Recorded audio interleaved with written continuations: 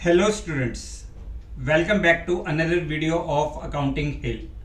आज हम स्टार्ट करेंगे अपना lecture number 23 of class 12th, जिसमें हम कंटिन्यू करेंगे एडमिशन ऑफ पार्टनर। अब तक हमने एडमिशन ऑफ पार्टनर के 5 पार्ट्स कंप्लीट कर लिए, जिसमें हमने सीखा how we calculate new profit sharing ratio, what is the treatment of goodwill in various case. अलग अलग केसेस में हमने गुडविल का ट्रीटमेंट सीखा और उसके बाद हमने लास्ट क्लास में सीखा था calculation of the goodwill on the basis of capital contribution by new partner as per his share, यानी हिडन गुडविल का कंसेप्ट हमने सीखा। आज की क्लास में हम स्टार्ट करेंगे revaluation of assets and reassessment of liabilities. आज की क्लास आपके लिए बहुत इंपॉर्टेंट है। ये टॉपिक आपके कई चैप्टर्स जैसे change in profit sharing ratio, admission of partner, retirement of partner and death of partner में कंप्लीट एज इट इज बिल्कुल सेम है। कोई सिंगल कंसेप्ट भी, सिंगल वर्ड भी चेंज नहीं होगा। तो आज की क्लास को आप बहुत ध्यान से समझिएगा। आज हम ये सारे कंसेप्ट्स को करेंगे और सारी जर्नल एंट्रीज, कैसे हम रिवैल्यूएशन अकाउंट बनाते हैं, क्या जर्नल एंट्रीज होती है, ये सारी चीजें हम आज की क्लास में सीखेंगे। तो स्टार्ट करते हैं आज का topic, revaluation of assets and reassessment of liabilities. देखिए बेटा, होता क्या है, what is the meaning of revaluation of assets. Revaluation of assets का मीनिंग क्या होता है? देखो, पहले इसको एक एग्जांपल के थ्रू समझते हैं। मान के चलिए A and B are two partners. जब इन्होंने बिजनेस स्टार्ट किया था, 2015 में, ठीक है, इन्होंने बिजनेस स्टार्ट किया था 2015 में। उस टाइम इन्होंने एक लैंड एंड बिल्डिंग परचेज करी थी for ₹10 lakh. Now on 1 April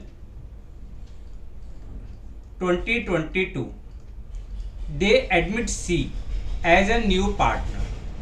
C as a new partner, उन्होंने C को पार्टनर बनाया फॉर 1/6 शेयर।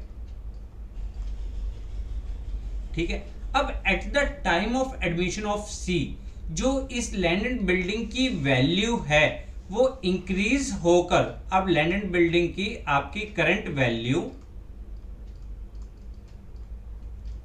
15 लाख रुपीस हो गई। यानी आपके लैंड एंड बिल्डिंग की वैल्यू कितने से इंक्रीज हो गई? This is increase by 5 lakh rupees. देखो, हमने 11th क्लास में कंसेप्ट पढ़ा था कि assets are recorded on historical cost. Assets उस प्राइस पे शो किया जाता है जिस प्राइस पे हमने उसे खरीदा। उसके मार्केट वैल्यू से हमें कोई भी फर्क नहीं पड़ता। बट जब हम सी को एडमिट कर रहे हैं एज अ न्यू पार्टनर, तो उस टाइम हमने अपने असेट्स को रिवैल्यू किया, क्योंकि असेट्स को रिवैल्यू करने पे हमें प्रॉफिट कितना हो रहा है इस एग्जांपल में 5 लाख रुपीस का। क्या ये प्रॉफिट हम सी के साथ शेयर करना चाहेंगे? बिल्कुल भी नहीं। क्यों? क्योंकि ये प्रॉफिट सी के आने से पहले का है। ठीक है, इसी तरीके से अगर कोई लायबिलिटीज इंक्रीज हो रही है या डिक्रीज हो रही है, उसके कारण होने वाला प्रॉफिट हम नए पार्टनर के साथ शेयर नहीं करते। क्लियर? तो इसलिए at the time of admission of the partner we revalue our assets and reassess our liabilities because we do not want to share profit और loss due to such revaluation with the new partner. मतलब क्या हुआ? मतलब ये हुआ, जब भी हम किसी नए पार्टनर को एडमिट करते हैं तो हम अपने असेट्स और लायबिलिटीज को रिवैल्यू करते हैं, ताकि इससे होने वाला प्रॉफिट और लॉस नए पार्टनर को अफेक्ट ना करे। क्लियर? कंफर्म? तो हमने क्या सीखा कि we revalue our assets and reassess our liabilities at the time of admission of new partner, so that the gain or loss arising on the account of such revaluation up to the date of admission of the partner may be adjusted in all partners capital account in all profit sharing ratio and new partner may not affect by such profit or loss। जो मैंने आपको समझाया वही सारी चीजें इस paragraph में लिखी है कि हम अपने एसेट्स और लायबिलिटीज को रिवैल्यू इसलिए करते हैं ताकि इससे होने वाला प्रॉफिट और लॉस हम पुराने पार्टनर्स में उनकी पुरानी प्रॉफिट शेयरिंग रेशियो में डिस्ट्रीब्यूट कर सके। क्योंकि ये प्रॉफिट और लॉस पुराने पार्टनर से लिंक करता है, इसका नए पार्टनर से कोई लिंक नहीं है, इसलिए हम अपने एसेट्स और लायबिलिटीज को रिवैल्यू करते हैं। अब हम अपने एसेट्स और लायबिलिटीज को रिवैल्यू करने के लिए for this purpose we open revaluation account. हम कौन सा अकाउंट बनाते हैं? रिवैल्यूएशन अकाउंट बनाते हैं। ठीक है, वी ओपन रिवैल्यूएशन अकाउंट, यानी मतलब क्या है? Revaluation account is a account which is open to revalue our assets and reassess our liabilities. हम अपने एसेट्स को रिवैल्यू और अपनी लायबिलिटीज को रीअसेस करने के लिए हम अकाउंट ओपन करते हैं, रिवैल्यूएशन अकाउंट। अब रिवैल्यूएशन अकाउंट का नेचर क्या होता है? It is nominal account in nature. Nominal account in nature, ये किस नेचर का होता है? Nominal account. नॉमिनल अकाउंट का रूल हमने क्या सीखा था? Debit all loss and expenses and credit all gain and revenue. ठीक है, clear? Revaluation account is nominal account in nature. Nominal means which are related to profit और loss, जो profit और लॉस से बिलोंग करते हैं। अब इसके लिए क्या रूल है? इसके लिए रूल है जितने भी हमारे लॉसेस है या जितने भी हमारे एक्सपेंस है फर्म के, उसको हम डेबिट करते हैं, और जितने भी हमारे गेन है या जितनी भी हमारी रिवेन्यूज है, जो भी प्रॉफिट की फिगर्स है, उसको हम रिवैल्यूएशन अकाउंट में क्रेडिट करेंगे। क्लियर? अब ध्यान से समझिएगा, क्या समझना है? देखो, अगर हम एसेट्स की बात करते हैं, एसेट्स हमारे लिए क्या है? प्रॉपर्टीज। एसेट्स हमारे लिए क्या है? प्रॉपर्टीज। अगर हमारे प्रॉपर्टी की वैल्यू इंक्रीज होगी, हमारे प्रॉपर्टी की वैल्यू इंक्रीज होगी, इंक्रीज इन एसेट्स, ये फर्म के लिए क्या होता है? फर्म के लिए प्रॉफिट होता है। अगर आपकी बिल्डिंग की वैल्यू पहले 10 लाख थी, अब बिल्डिंग की वैल्यू 15 लाख रुपीस हो गई, तो आपके 5 लाख रुपीस का प्रॉफिट है या लॉस है? नेचुरल प्रॉफिट है। अब प्रॉफिट है तो इसको हम रिवैल्यूएशन अकाउंट में क्रेडिट साइड रिकॉर्ड करेंगे। क्यों? क्योंकि ये प्रॉफिट की फिगर है। अगर हमारे एसेट्स की वैल्यू रिड्यूस हो रही है, अगर हमारे एसेट्स की वैल्यू रिड्यूस हो रही है, तो this is a case of loss. अगर देखो, मेरे पास एक लैंड एंड बिल्डिंग है, उसकी वैल्यू 10 लाख से 8 लाख रुपीस हो रही है। अब वैल्यू क्या हो रही है? कम हो रही है। अगर कम हो रही है, मेरी प्रॉपर्टीज की वैल्यू कम होगी, तो मुझे क्या होगा? लॉस होगा, और मैं रिवैल्यूएशन अकाउंट में इसको डेबिट साइड रिकॉर्ड करूंगा। क्यों? क्योंकि हमारा रूल क्या है? अपने रूल को ध्यान रखिए, debit all loss and expense and credit all gain and incomes. ठीक है, क्लियर?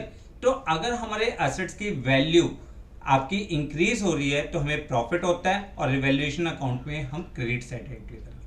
अगर हमारे एसेट्स की वैल्यू रिड्यूस हो रही है, किसी भी कारण से अगर हमारे एसेट्स की वैल्यू रिड्यूस हो रही है, तो इट इज अ लॉस। ये हमारे लिए क्या है? लॉस है, और रिवैल्यूएशन अकाउंट में हम डेबिट साइड एंट्री करेंगे। फिर नेक्स्ट क्या है? लायबिलिटीज।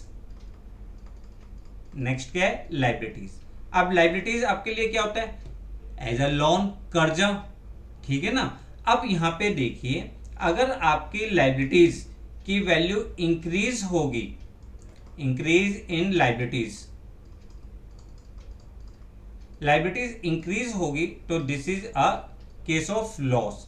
और लॉस का मतलब क्या है? रिवैल्यूएशन अकाउंट में, रिवैल्यूएशन अकाउंट में डेबिट साइड, ठीक है।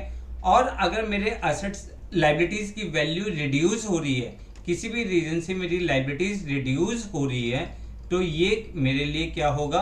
प्रॉफिट की फिगर। किसकी फिगर होगी? प्रॉफिट की। और रिवैल्यूएशन अकाउंट मेरा क्रेडिट हो जाएगा, रिवैल्यूएशन अकाउंट क्रेडिट हो जाएगा। तो हमने क्या सीखा? हमने सीखा revaluation account is a account which is opened to revalue our assets and reassess our liabilities. It is a nominal account in nature. किस नेचर का होता है? नॉमिनल। और नॉमिनल का रूल क्या है? Debit all loss and expense, credit all gain and income. और हमने सीखा अगर हमारे एसेट्स की वैल्यू, हमारी प्रॉपर्टीज की वैल्यू इंक्रीज हो रही है तो ये फर्म के लिए क्या है? अच्छी बात। और अच्छी बात होने पे क्या होगा? प्रॉफिट होगा, तो रिवैल्यूएशन अकाउंट क्रेडिट।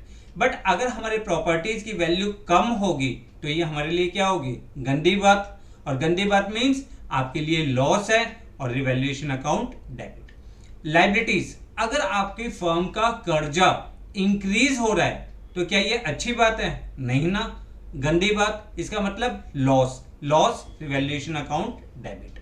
और लाइबिलिटीज अगर रिड्यूस हो रही है तो ये आपके लिए प्रॉफिट की फिगर होगी।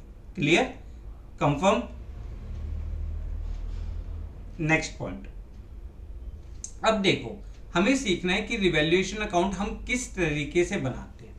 Revaluation account is prepared in T shape form.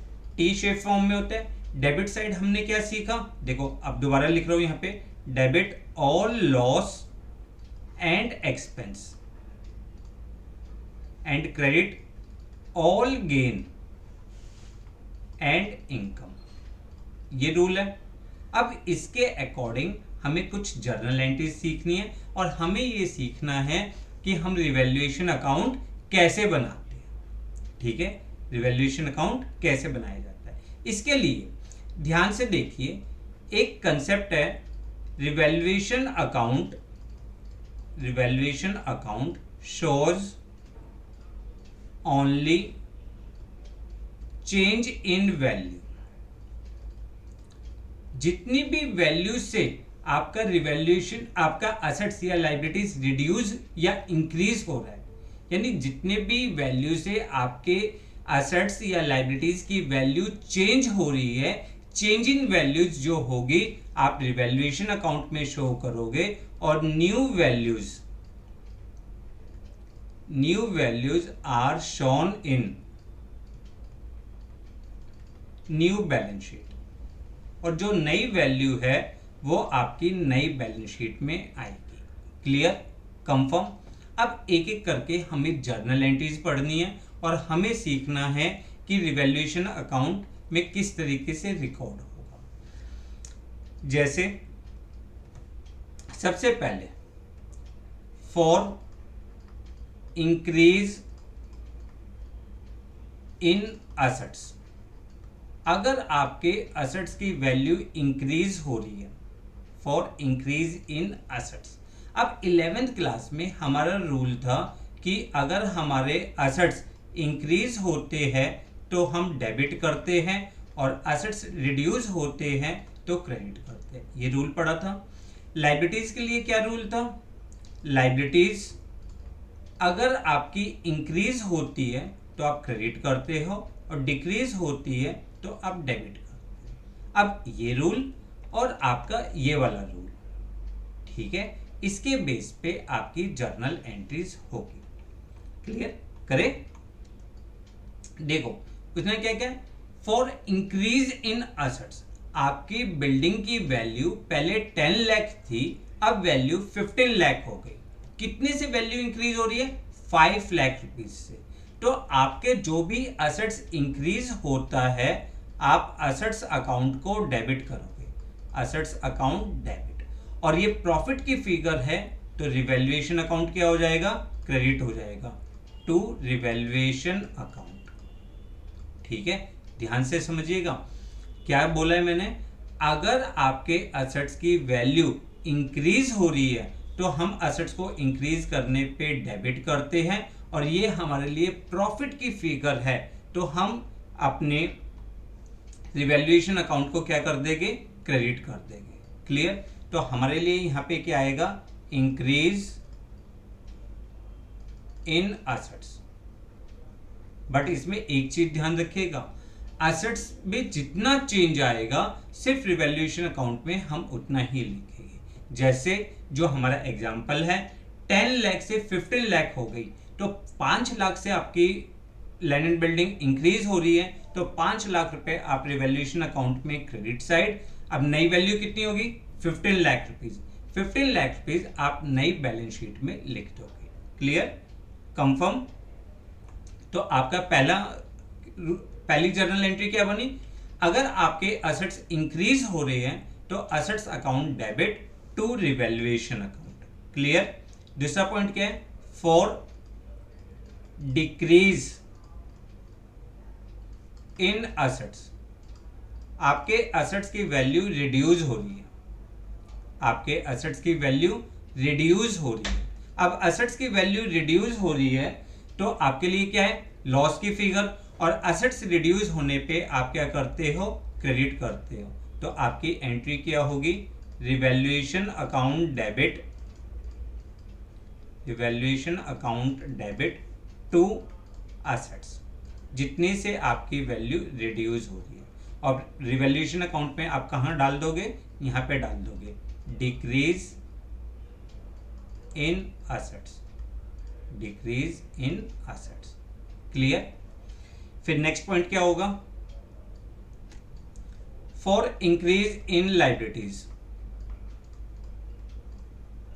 For increase in liabilities,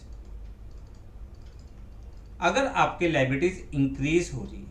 अब लायबिलिटीज इंक्रीज के लिए हमने क्या रूल पढ़ा है कि अगर हमारी लायबिलिटीज इंक्रीज होती है तो हम क्रेडिट करते हैं, और लायबिलिटीज इंक्रीज होने की वजह से हमें क्या होता है, लॉस होता है। मैंने अभी पढ़ाया था ना आपको पीछे कि अगर आपके लायबिलिटीज की वैल्यू रिड्यूस हो रही है तो वो आपके लिए क्या होगा, लॉस होगा। तो आपकी एंट्री क्या होगी, रिवैल्यूएशन को डेबिट करोगे, revaluation account debit to liabilities, to liabilities. Is it clear? तो रिवैल्यूएशन अकाउंट में यहां पे आ जाएगा increase in liabilities, increase in liabilities. और अगर आपकी लायबिलिटीज रिड्यूस हो रही है, फॉर डिक्रीज इन लायबिलिटीज, अगर आपकी लायबिलिटीज रिड्यूस हो रही है, आपके क्रेडिटर्स पहले थे 10,000 के, अब क्रेडिटर्स 8,000 के रह गए, 2,000 के क्रेडिटर्स को पे नहीं करना, तो आपके लिए प्रॉफिट की फिगर है, रिवैल्यूएशन अकाउंट क्रेडिट हो जाएगा, लायबिलिटीज अकाउंट क्या हो जाएगी, डेबिट, क्योंकि लायबिलिटीज रिड्यूस होने पे हम क्या करते हैं, डेबिट करते हैं। तो liabilities account debit to revaluation account.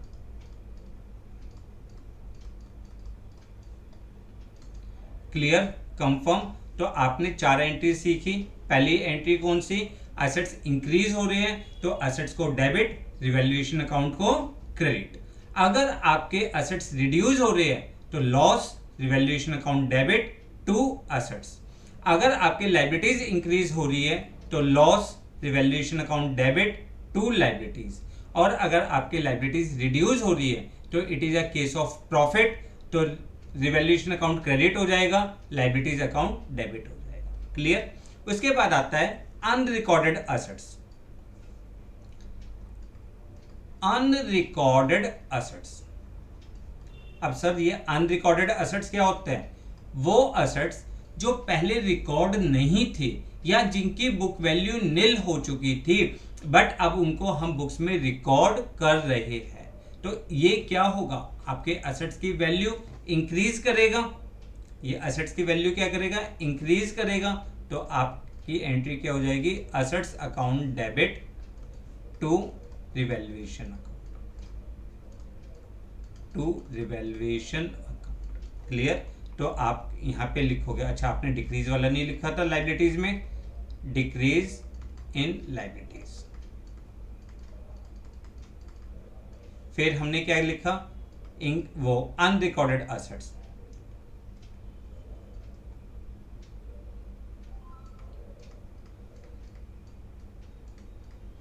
Unrecorded assets. याद रखिएगा हर एंट्री की डबल एंट्री होती है, एक रिवैल्यूएशन अकाउंट में और दूसरी एंट्री आपकी बैलेंस शीट में। रिवैल्यूएशन अकाउंट में जितने से चेंज आता है उसको लिखते हैं और बैलेंस शीट में हमेशा नई वैल्यू होती है। क्लियर। फिर उसके बाद अब नेक्स्ट पॉइंट क्या है, अनरिकॉर्डेड लाइबिलिटीज। वो लाइबिलिटीज जो पहले रिकॉर्ड नहीं थी, अनरिकॉर्डेड लाइबिलिटीज। अब ऐसे कौन सी लाइबिलिटीज होती है, मान के चलो उसने कहा कि हमने एक क्रेडिट परचेज करी थी गुड्स की, पर उसको बुक्स में रिकॉर्ड करना भूल गए। स्टॉक में अमाउंट इंक्लूड है बट बुक में एंट्री करना भूल गए, तो इससे हमारी लाइबिलिटीज क्या होगी, इंक्रीज हो जाएगी। तो आपके लिए क्या होगा, revaluation account debit, revaluation account debit to liabilities, to liabilities. यानी आपने यहां पे लिखना है अनरिकॉर्डेड लाइबिलिटीज। अच्छा आप ध्यान से देखो, आपने क्या करा, डेबिट साइड अपने सारे एक्सपेंस लिख दिए और क्रेडिट साइड आपने अपने सारे प्रॉफिट्स लिख दिए। डेबिट साइड सारे लॉस और क्रेडिट साइड आपने सारे प्रॉफिट्स लिखे। अब यहाँ पे आपको बैलेंसिंग करनी है, तो इनका क्या करोगे, टोटल करोगे और इसका भी टोटल करोगे। ये सारी फिगर आपके लिए लॉस है और ये सारी फिगर आपके लिए प्रॉफिट है। अब सीधी सी बात है, जब आप इसको बैलेंस कर रहे हो, if credit side is more than debit side, अगर क्रेडिट साइड आपकी डेबिट साइड से ज्यादा है, यानी आपको रिवैल्यूएशन में क्या हुआ है, प्रॉफिट हुआ है, फर्म अर्न्स प्रॉफिट, फर्म को क्या हुआ है, रिवैल्यूएशन प्रॉफिट हुआ है। अब रिवैल्यूएशन प्रॉफिट आप क्या करोगे, आप पार्टनर्स के कैपिटल अकाउंट में क्रेडिट साइड डिस्ट्रीब्यूट कर दोगे, तो आपकी एंट्री क्या होगी, revaluation account debit, revaluation account debit to old partners, to old partners capital account.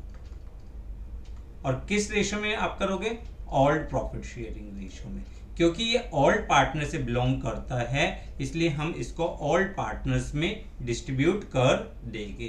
Clear. तो हम यहां पे लिखेंगे प्रॉफिट ट्रांसफर टू ए और बी, जो भी उनकी ओल्ड पीएसआर थी। ठीक है। और अगर आपकी डेबिट साइड बड़ी है तो इसका मतलब आपको क्या होगा, लॉस होगा, और आप लिख दोगे लॉस ट्रांसफर टू ए और be in old PSR, in old PSR. अब या तो प्रॉफिट होगा या लॉस होगा, दोनों चीजें तो देखो हो ही नहीं सकती। क्लियर। तो आपको लॉस की एंट्री भी ध्यान में रखनी है। If debit side is more than credit side, तो इसका मतलब क्या है, फर्म सफर्स लॉस, फर्म को क्या होगा, लॉस होगा, और आपकी एंट्री क्या होगी, ओल्ड पार्टनर्स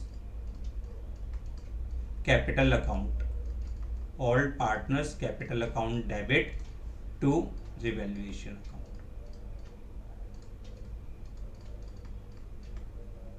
ठीक है। किस रेशो में, ओल्ड पीएसआर में। Clear, confirm. तो इसका मतलब आपने क्या सीखा, आपने सीखा कि revaluation account is a account which is open to revalue our assets and reassess our liabilities. ठीक है। रिवैल्यूएशन अकाउंट का नेचर नॉमिनल अकाउंट होता है, इसलिए debit side we record all the expense and credit side we record all the incomes. जब भी हमारे assets की वैल्यू रिड्यूस होगी तो ये हमारे लिए लॉस होगा और इसकी एंट्री क्या होगी रिड्यूस होने की, revaluation account debit to assets. अगर हमारे एसेट्स की वैल्यू इंक्रीज हो रही है, तो ये प्रॉफिट होगा और इसकी जर्नल एंट्री होगी assets account debit to revaluation. Clear.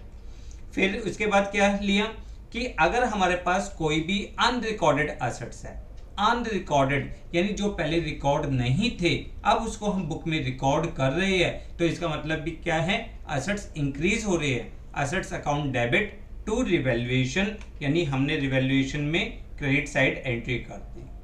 ठीक है, क्लियर। उसके बाद आ जाओ लायबिलिटीज पे देखते हैं। अगर हमारे लायबिलिटीज की वैल्यू इंक्रीज हो रही है, लायबिलिटीज इंक्रीज हो रही है, तो लॉस है, रिवैल्यूएशन अकाउंट को डेबिट करोगे, लायबिलिटीज को क्रेडिट करोगे। क्लियर। तो आपने क्या करा, इंक्रीज इन लायबिलिटीज। क्लियर। उसके बाद अगर हमारे लायबिलिटीज की वैल्यू रिड्यूस हो रही है तो लायबिलिटीज डेबिट होती है, रिवैल्यूएशन क्रेडिट, क्योंकि प्रॉफिट की फिगर है। तो आपने क्या करा, डिक्रीज इन लायबिलिटीज। ऐसे ही अनरिकॉर्डेड लायबिलिटीज आपके लिए क्या है, लॉस है, तो आपकी एंट्री हो जाएगी revaluation account debit to liabilities. Clear. ये सारी चीजें क्लियर। फिर हमने क्या सीखा, अगर हमारी क्रेडिट साइड ज्यादा है तो फर्म को प्रॉफिट होता है, profit is distributed to all partners capital account in their old profit sharing ratio. तो हमारी एंट्री क्या हो जाएगी रिवैल्यूएशन प्रॉफिट में, revaluation account debit to all partners capital account. Capital आए या करंट आए, डिपेंड ऑन द क्वेश्चन कि कौन सा मेथड फॉलो कर रहे हैं। ठीक है, तो to A to B in all profit sharing ratio. और रिवैल्यूएशन अकाउंट लॉस शो करता है। लॉस कब शो करता है, देखो प्रॉफिट कब शो करेगा, जब credit side is more than debit side, loss जब debit side is more than credit side. तो हमें लॉस होगा all partners capital account debit to revaluation account. Clear, confirm.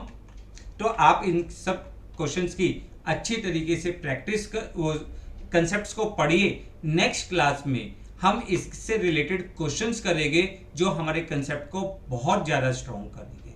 तो आज की क्लास मैंने बहुत लंबी नहीं करी क्योंकि बच्चा बोर हो जाता है, बट इस कंसेप्ट को आप बहुत ध्यान से समझिए कि हमारे को एसेट्स इंक्रीज होने पे, अगर हमारे एसेट्स की वैल्यू इंक्रीज हो रही है तो प्रॉफिट होता है, रिवैल्यूएशन अकाउंट क्रेडिट होगा। अगर एसेट्स रिड्यूस होता है तो आपके लिए लॉस होगा, रिवैल्यूएशन डेबिट होगा।